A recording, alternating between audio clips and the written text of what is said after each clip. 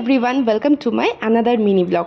তো এই কদিন ধরেই তো একটু আকাশটা মেঘলা মেঘলা থাকছে, বৃষ্টিও হচ্ছে মাঝে মধ্যে। তাই জন্য সকালবেলা উঠে যখন এরকম একটা ওয়েদার দেখলাম, তাই আমরা ভাবলাম দিনটা ওয়েস্ট না করে একটু লং ড্রাইভে যাওয়া যাক। খুব বেশি দূর যদিও যাইনি, লং ড্রাইভ প্রপারলি বলা চলে না। ফেরার সময় এই দোকানটা থেকে লস্যি খেলাম, আগেও খেয়েছি। আর সবসময় দোকানটায় প্রচণ্ড ভিড় থাকে। আর এই যে ছোলে ভাটুরের দোকানটা দেখছো, এই দোকানটা আদিত্য সাজেস্ট করলো, বললো এখানে নাকি খুব ভালো ছোলে ভাটুরে পাওয়া যায়। তো এটা এখান থেকে প্যাক করিয়ে নিলাম, বাড়ি গিয়ে ব্রেকফাস্ট সারবো বলে। ফেরার সময় নিয়ে নিলাম একটু পুজোর জন্য ফুল। আর এনাকে দেখো কি শান্তিতে ঘুমোচ্ছে।